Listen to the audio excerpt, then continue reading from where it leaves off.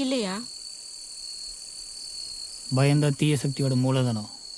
அதை மட்டும் அதுக்கு கொடுத்துடவே கூடாது. அது எவ்வளோ பெரிய பருப்பாக இருந்தாலும் சரி.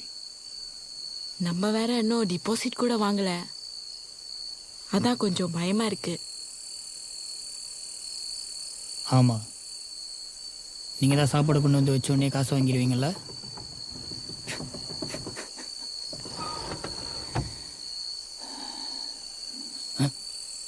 இன்னும் தூங்கலையா?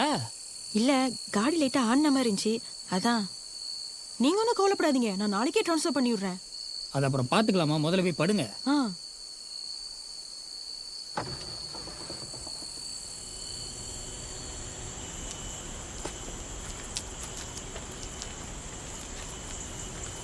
ஏய், போய் குளிச்சுட்டு ரெடி ஆகு. எங்க? அங்கே ஒரு ஆறு இருக்கு, போயிட்டு டக்குன்னு வா. அந்த ஆற்றுல முதல்ல இருந்தாலும் இருக்குன்னு சொன்னாங்க, பார்த்துக்க.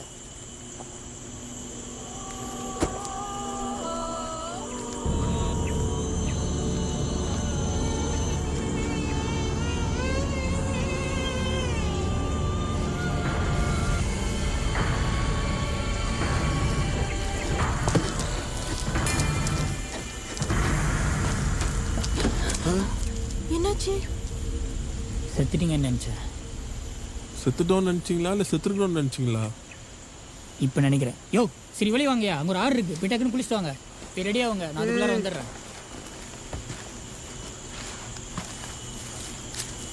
எங்க?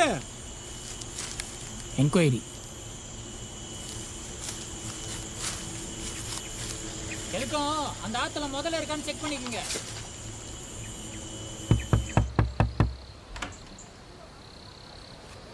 சோறு ஒன்றும் ஆக்கலப்பா, மத்தியானம் வாங்க. நம்மளை பார்த்தா பிச்சைக்காரங்க மாதிரியே தெரியுது. இதே மாதிரி யாராவது வந்து வாங்கிட்டு போயிருப்பாங்களோ? இதே காஸ்டியூம் இல்லையா? இவங்க இந்த ஸ்டைல் உள்ளவங்க தான், பார்த்துருக்கீங்களா? இல்லை பாங்க, தெரியாது பாங்க. இல்லையே, இவங்கள பார்த்ததில்ல நான். தெரிலங்க. இவங்களை தேடி தான். யாரா நீங்க? இவ்வளோ வேற இங்க யாருக்குமே தெரிய மாட்டேங்குது. ஜி, 30 வருஷம் முன்னாடி நடந்ததை போய் யூத்து கிட்ட கேட்டா எப்படி தெரியும்? பழைய சட்டி கிட்ட எல்லாம் கேட்கணும். You're right. இந்த கேஸில் உனக்கு 50 வழி எக்ஸ்ட்ரா. ஏய்